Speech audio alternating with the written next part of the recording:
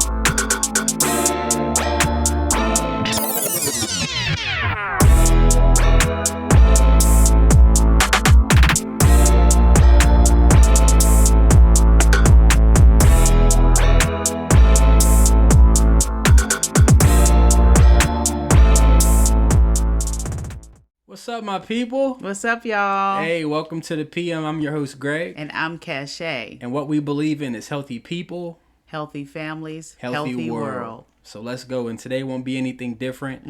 We just finished a really dope series of conversations, giving nuggets, man, and some deep and dope practical things, some tools that people can take going into a relationship. Yeah, that was for our singles. Yeah. I actually think some of that stuff was good to just think about, to just refresh and make sure you good. Yeah. As a couple. Yeah. Sometimes you skip stuff. People don't be realizing you be skipping stuff. Just because you got a ring and been together for 30 years doesn't mean you had those tools in your tool belt. Don't mean you doing it well. Yeah. How we doing? Yeah. Hello. So we're going to get into something today. A handful of weeks ago, we posted online just some questions to people. And we said, what's one of those topics that you wish more couples talked about? And we got some really dope feedback, man. Yes, we did. And so what we want to do for these next few sessions is we want to talk about these different things that were in a response to that question. Yes. So today, we're going to talk about healthy compromise. Yes. That is very exciting to me. Because it's something that seems like it's basic, but when you get in marriage, and I say this all the time. Yeah, oh, okay. I say it all the time.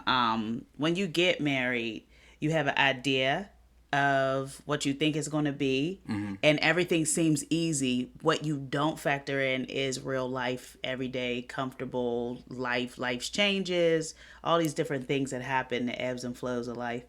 And you think, oh, that's easy, until you get in and you realize it's not easy. Yeah, we know in relationship, one of the key components, the things that helps us grow is conflict. And in conflict, it takes two people working together trying to figure out a solution to the problem. Yes. And so, we think it's important that that we know how to find common ground in relationship. Like, how do we do it well? Yeah. Rather than arguing things out, or and in terms of conflict, there are a bunch of different tendencies that folks can have. One of those approaches could be avoidance. If you're not a person that likes conflict a whole lot, I'm one of those people that have had to learn how to be confrontational in a healthy way. You can be a person that just backs off. I just avoid conflict. That was how you were. Yeah. You backed out. You didn't. Yeah, that's the avoidance approach to You conflict. avoided conflict for a period of time. You got folks that accommodate. Yeah. Like, okay, what do you want to do? All right, that's what we'll do. Then we'll do it.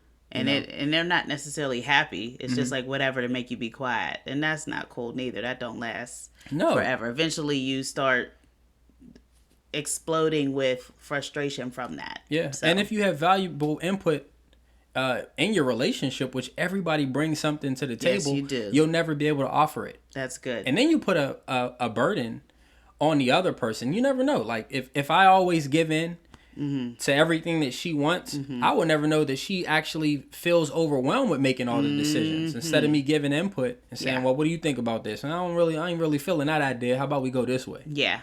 But that, what all this boils down to is what you're going to hear us say forever and ever and ever. If you ever have a conversation with us, you're going to hear us say it. Healthy communication. Healthy compromise starts with healthy communication. A lot of couples don't really have that in the beginning. Yeah. There's still stuff that's like, this is my stuff that I don't want to talk about with this, or, I don't want to talk about these hard things, or I don't want to hear, what you have to say about this and that, or I don't want to compromise these different things. And so I feel like it really starts with just learning how to talk about things. When we used to have these couples game nights, and I always had a game. I would have 3 different games, and we used to have a really good time. And I always had a game. One of them was like a not so newlywed game. Mm-hmm. And in that game, you ask these different questions to the guys, for instance, and then the girls would answer. They would answer what they think their wife would say, and vice versa. And I used to be so surprised at some of the topics that couples like didn't want to talk about, because they were worried about offense, or they were worried about, like, I can't say how I really feel about his mom, or something like that. Like, it would be heavy stuff, but which I get. But, Greg and I spent such a long time talking and being friends head on. And like we said before, we had a couple that was like a mentor to us who gave us that nugget in the very beginning of our relationship to make sure that you talk about everything. Yeah. Lay it all out, talk about everything. And so we began a practice of talking about everything from the easy stuff to the things that are difficult and more challenging to hear. And then we learned, for one thing, the hard way, to like, you need to talk about everything, so that you don't face the consequences or anything down the line because you didn't. Yeah. And it used to really surprise me. That's why I said there's so many couples that really don't have healthy communication. And and part of that is, how do you feel? What do you think? Blah, blah, blah. Listen to this that I'm going through, or whatever. So without healthy communication, it is very difficult to have healthy compromise, because if I'm not telling you how I really feel about something, like maybe I feel like we're always at your parents' house for Thanksgiving, but I don't want to do that. I actually want to start cooking for myself at our home, or start a new tradition.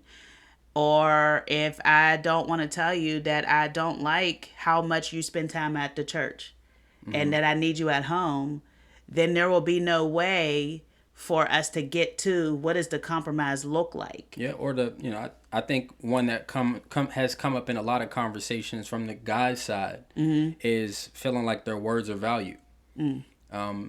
Statistics show, social studies have shown, obviously, that women talk a lot more than men. So I think oftentimes in conversation, if you're not a guy that communicates a lot, you can feel like the conversation is dominated. So it's important to feel like, hey, man, as a man, my words are valued. And that's a part of communication that has to be implemented in relationship too. As the guy, if you don't talk a lot, the challenge for you is to be more expressive. I think for women, it's also challenging and encouraging him to talk. Like, let me hear what you got to say, and then implement what we talk about all the time: active listening. Yeah. Like, a part of healthy communication is also knowing how to listen. And so, both of you have to understand the importance of listening to each other and valuing each other's input. You just said a part of healthy compromise is active listening.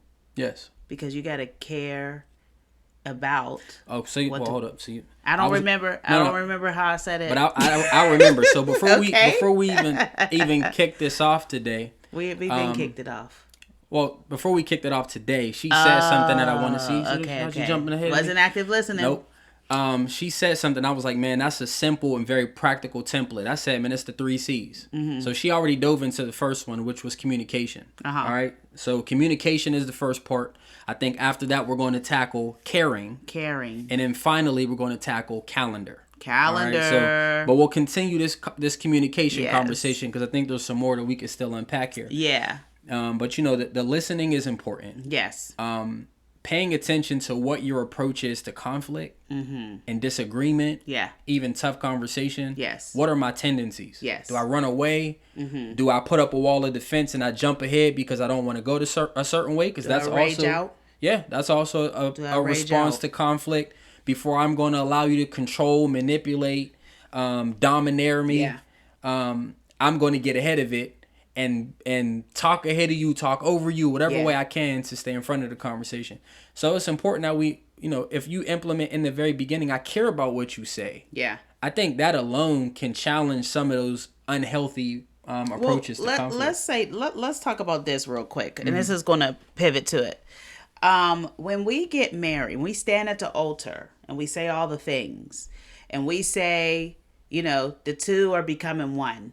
We don't really 100% recognize that the two becoming one is a process. Like we think that immediately, because we're in the butterflies, we're in love, we're excited. Life is, if you've been dreaming of marriage, if God showed you marriages for you, if you're surprised that you're getting married but you're happy and all this stuff, you don't recognize that you are going to have to go in depth more with this, because you're going to be with this person, living and doing life with them all the time, in every season, in every moment. And so sometimes life seasons, you don't know yet, kind of have you pull back on your care because of different things that happen. So this process of the two becoming one is a lifelong journey.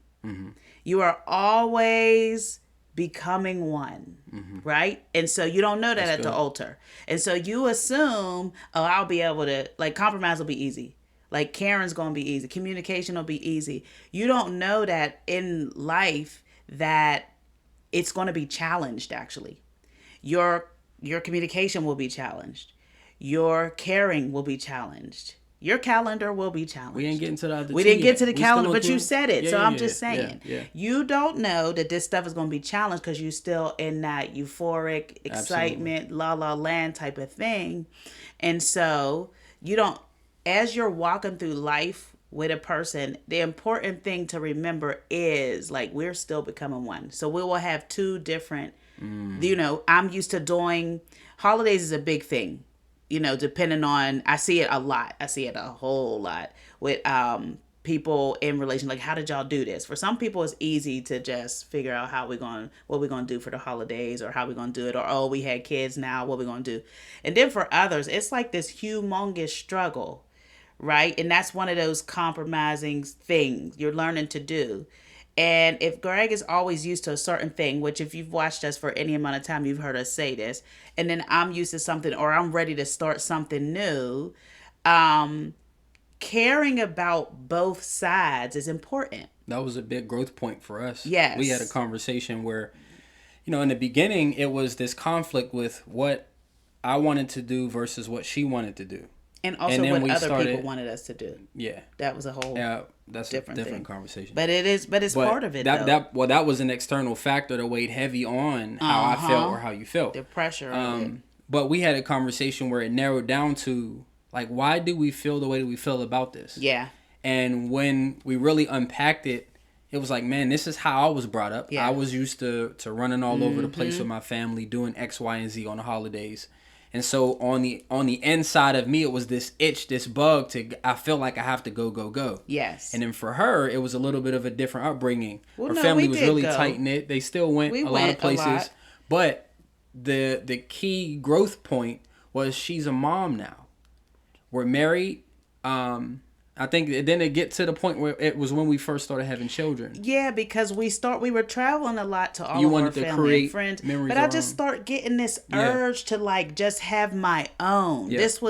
This was my house. Yep. We had bought a beautiful home, and the first, like, year or 2 years, we were hosting different things. Mm-hmm. We were hosting at our house and all of that. But then once we had another baby, it really was like, we had Greg, it still was easy to, like, do the hosting thing. But then we had Greg, then we had Julie, and I really started just having this desire to learn these things on my own. I wanted to make Thanksgiving dinner. I really learned how much I loved cooking and baking and family time of the year, and I wanted to create these things. Mm-hmm. And so even with us, this is where the caring came in, because you have this itch to go while I have this itch to stay. Yeah. And so there's a caring side for both of being like, well, I'm just used to going all the time. Doesn't mean I have to go all the time. And I see that my wife loves cooking for Thanksgiving. And so he cared about it and we learned this, we began to create a new tradition. But it can be difficult when you are learning how to compromise what we are used to and how we grew up. And that's for anything. It ain't just holidays. It's for anything. There was a period of time we did the same thing with church. I started wanting to settle down. Greg still wanted to go a lot. And I was just, and he was like, what? Like you remember the day we were at our, and he was like, I don't want to stay in the house. And I wanted to stay in. But this was us learning to care and figure out, like, what do we want to do? Mm-hmm. What are we okay with doing? Are you highly uncomfortable with this and you are really exhausted and you want to stay in? Do you have to go? Well, sometimes you'll go and find, man, we had a blast. Mm-hmm. Sometimes you stay in and you're like, man, we needed that rest. But the point is learning how to talk about it first. Mm-hmm. And not, because there was sometimes Greg would be quiet. Like I could feel, and this is because we talked all the time, I could feel that he was wanting to do something. And sometimes I would avoid it for a while because I just like, I ain't even ready to have this conversation. I ain't going to lie about it. I'm not ready to have this Thanksgiving conversation again. I just don't. But I don't like elephants in the room too long. And so, when we would eventually talk about it, then we started to, then it's like, all right, well, what are you feeling? What do you want to do? Mm-hmm. You know, do we have to do this? Do you have to do this? Well, what do you feel like? What do you want to do? What do you know? And this, I feel like, is where you also learned about loving me too. Mm-hmm. You get what I mean? Even more. Yeah, and vice versa. Yeah, because I feel the same on my end. I had to care about what you desired. Yep. I remember this one time, like I feel like we hadn't seen your parents in a while. Mm-hmm. And I could feel it. Like I could feel, and I remember saying, well, babe, if you want to, we can see if we can go to dinner. We can, because my mother-in-law had been asking about, like, what do y'all come over for a dinner or something. And I said, we can go one of these Sundays because blah, blah, blah. The way your eyes lit up makes me about to cry right now. Mm-hmm. Because it reminded me of one of my kids. It was this pure joy. Mm-hmm. It was like you needed it, right? Yep. And I had to care. It's so important to care about each other. I had to care about it because there was a space that you were longing for. Mm-hmm. If I didn't care about what you desired, and I only wanted what I wanted, you know, that light in your eyes, I love things that make you happy. And that's a whole nother thing you got to care about. Mm-hmm. And when I saw that, I wanted to move faster. I'm like, we got to, like, I say this to my kids. We've talked about it. There's a light in their eyes. I always pray the world never takes away. I saw that day in your eyes. And I was like, oh, we need to do this. Like, this was needed. I didn't even know how needed it was. Mm-hmm. You know, I think when we talked about fighting, our biggest fight that we had, one of them, was this need that you didn't see that I had about my family. That Christmas fight. If y'all ain't see the Fight and Fair one, y'all go back and check that out. We had a really big fight around Christmas several years ago, and it was like the pinnacle of last huge fight in that way that we had. And there was a desire that I had for my family. Yeah, and that could have been resolved with healthy communication. Yep. Absolutely. Yep. And so the last thing that I want to add, we said was like having a calendar. The value of a calendar. I don't know. I'm an organization person. And I just think it's easier this way. Because I even do it for the kids because they ain't going to be asking me 8,000 times, what's tomorrow? Is daddy this? Is that happening? Well, for somebody like me that has had a tendency of double booking myself for saying yes to a lot of things, that's important too. That calendar is helpful. Especially when you go. Yes. I learned that just as a father and a husband. Yeah. The importance of having an organized life. Because it isn't just about being there for everybody else. It's about prioritizing your time with your wife and with your children and even time for yourself. You got to be able to have moments to just slow down for a second. Yes. And so that calendar is imperative for that. And we talked about this before, how impactful date nights were. Mm-hmm. And it's interesting we're going here because this is a topic that we were considering discussing, and we're going to probably end up talking about it right now anyway. But during COVID, dating was something that became a pinnacle thing for our relationship. it changed our relationship. As we were having kids, we were really falling off with date night. Yeah. And that time is so valuable. Every one of you guys that are listening to this, if you're not dating regularly, implement it immediately. Pull your calendar out. Yep. Look at what days you have. And there's so many options, man. Like, if you got some time in a day, y'all can go to lunch. Mm-hmm. If weekends are better for you, find time to go to brunch in the morning or go to dinner in the evening. Yep. Pick 1 or 2 days in a month. We recommend even 2. Like, if you have to start it off, go bi-weekly. Yep. Where you can implement it till you get to the point where we can get it. Yeah. Even once a month, you have something to look forward to. Have it on the calendar. And here's the thing. If you don't have community, because we know that could be an issue. It could be you don't have community. You don't have the finances, whatever like that. We also learn how to date inside. There it is. That was how COVID really showed us that there's more to date night than just because you couldn't go nowhere. So we started doing different things. We were looking on Pinterest. If you're man, there are so many date night in the house ideas. You will never run out. Come on, man. Put them kids to bed. Even the old ones. We were like, y'all don't got to go to sleep, but you need to be in your room with the door closed.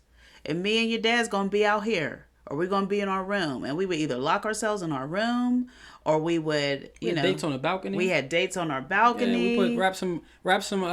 We put Christmas lights around. No, it wasn't Christmas lights. We got them from. They were outside lights. Outside lights. Yeah, we got them from Five Below. Wrapped them around the balcony, lit it up. Had the music on, had the food, and we were ordering from different places because you was getting all these stimulus checks. So give me that stimmy. We was getting the stimmy, so we was all like it. But it was such a beautiful time, and it healed parts of our relationship that we didn't know needed healing. Yeah. Because we took the time and we spent time to do it. There's no way. I heard somebody say this. You can't have a relationship. Like are you going to get married and then never see your wife? That's you know what I mean? Yep. I don't know why people think that it is possible. And I'm not talking about just, I see you in the nighttime passing, or we going to bed or whatever, but see your wife. Yeah. You know what I'm saying? See your husband. You don't care about the light in his eyes if you ain't seeing them. Mm-hmm. You know what I mean? And so this is why taking time out, when we have busy months now, there's a tip. Mm. When we have busy months now, we look at the calendar because I created and I have all of our activities. Y'all know we got 5 kids. There's always stuff going on. And we look at the calendar for when we can squeeze in some time. Because that's what it is. Squeeze in some time. All right, this day, let's put it on the calendar. So if anybody asks us, what are you doing at blah, blah, blah, we know the 22nd, we are not available for these 3 hours or whatever it is. If it got to be condado tacos on a lunch break. Yep. We going to go get that. Yep. That what's your favorite? That sweet corn? Oh, the street corn. That Mexican street corn. I call it sweet corn. Same. That Mexican street corn. Sit down and talk for a second. And that's the thing, man. We have some great conversation. Yeah. Like we talk about everything. We keep saying it. We do. Y'all are invited into our conversations when we do the PM. We talk about every single thing. Yeah. And I think that's one of the key components of keeping that relationship fresh. Yes. We've always been great conversationalists prior to having kids. Mm-hmm. We've talked about a lot of things. Then coming into relationship, we can be sitting down at the dinner table and look at each other, and now it's become nonverbal communication that speaks just as loud as us actually talking. Yeah, I feel like it's been that way for a while. Yeah, before them, and now after them. Mm-hmm. Because we've been friends for all this time, but getting back to the healthy compromise. It isn't just, you can't look at it like I'm just doing what he wants me to do, or how do you keep a happy house? Oh, you got to make sure that she has everything she wants. No, you guys are doing this life together. Mm-hmm. You are an individual. I am an individual. There are things that you desire and want to do and have to do and need to do in this world and in life. Yeah. Same with me. Yep. And so, because we are 2 people who said, God, we want to do this life as one, that means that we need to spend time talking. We need to spend time caring. and we need to spend time writing, putting things down on our calendar to make sure that everybody's getting what they need. I had a friend that they would do what they call a marriage work day.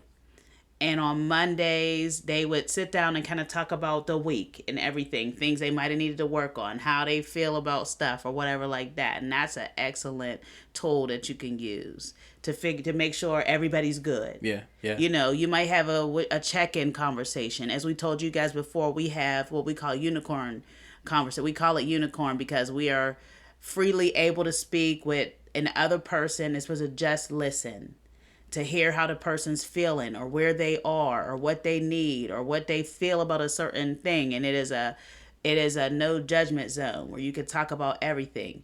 And this is how you are like, oh man, he's really dealing with so and so and so at work. He said he needed blah, blah, blah. Let me see how I can help so that we can both have what we desire. Because even though we got married, and we're still two people. And it's easy for a conversation to go from what we're talking about, where it's like, let me put my ears on and listen, to this battle between whose life sucks more. Yeah, who's like if more I'm sharing what I'm going through right now. Well, I hear what you're saying, but this is what I've been dealing with. Wait a second. Yeah. This is I'm sharing it because I need somebody to listen to what I'm feeling right now. I didn't need you to dump right now. This is not us creating a bucket where we're both dumping and we're both like, we feel so relieved. This is a moment where, okay, no judgment. Unless we want to do that. Saying.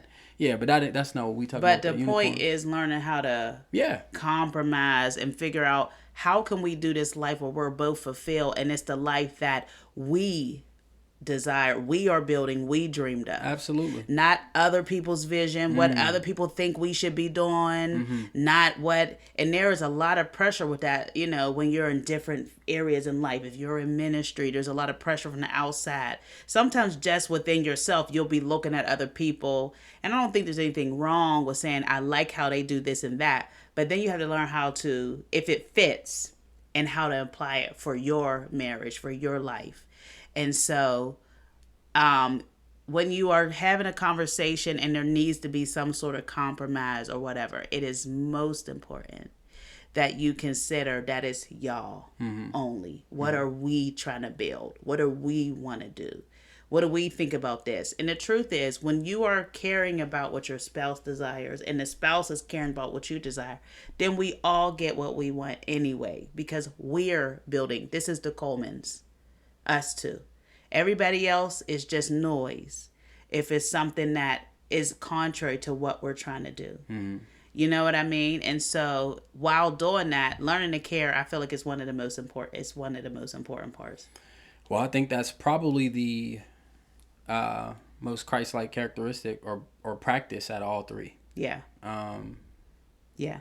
Because we already know, like the glue to relationship growing is two people actually caring about each other. Like the argument, when you're in a healthy relationship, the disagreements are really more so of like, I'm trying to love you more than you're loving me. And that's really like a healthy conflict, you know? And so it's when we're working this thing out, walking this thing out, we're talking, we're communicating. And now I'm here to love on you. Like we've had conversations where it's like, there may be some fear that she doesn't think I love her as much as I love her. And then me expressing to her, no, man, like I do love you that much. Yeah.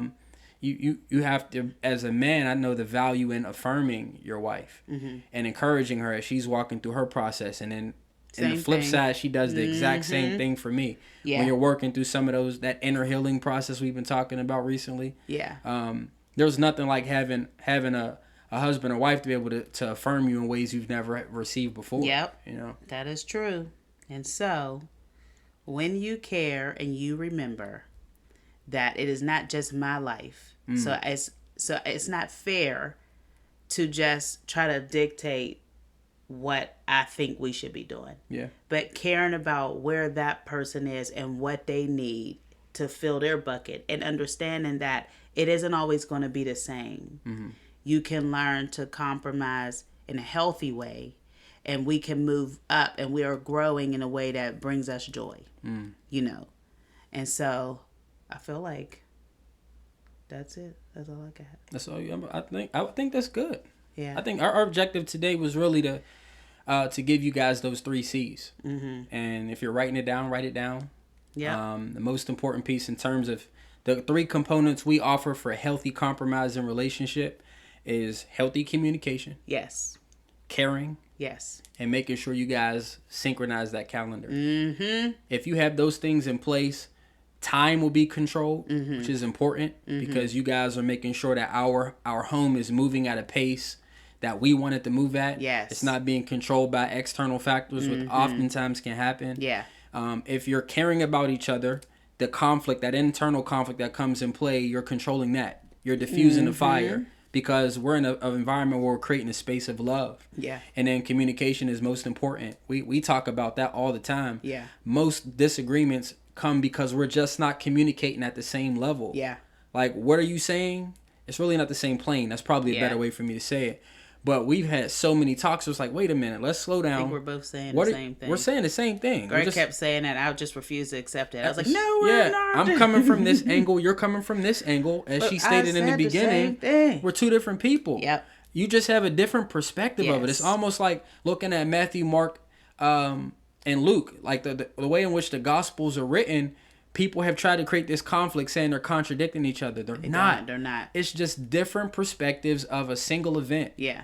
That if Jesus was next to me at the table, I'm going to talk about it from Jesus being next to me at the table. That's good. But if Jesus was across from you at the table, you're going to talk about it from Jesus sitting across from you. Yeah, so I saw a smile when he said it. You may have only saw the side of his face, but he still made the statement. But the point is, Jesus was there. Come on. And he said and what he said. Exactly. Hello, operator. Anyway. Yeah. So those are the key foundational pillars we can give you in terms of healthy compromise and relationship. Yes. If you guys implement that right now, start putting it in play. Can you just shoot us some feedback, man? Say, yo, y'all was right, which we know we are, or we're right. We've been doing this for a long time. And we don't know everything. No. But what we do know, we know. Yeah. And a lot of this stuff we've learned from watching other people do it well. Yes. And we've experienced trial and error with ourselves. Come on, man. So, thank you for listening to us today. This was a dope conversation. Dope. Hey, if you guys go on our Facebook page and find that question again,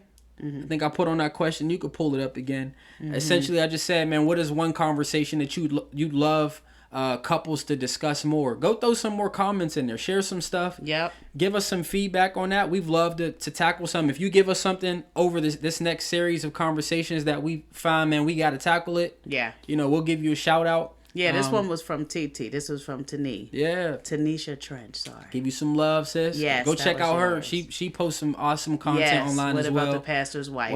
Excellent platform. Beautiful conversations that she comes from a perspective that oftentimes isn't talked about. Yeah. Or cared about. Which is really sad. But if you're tuning in, this your first time.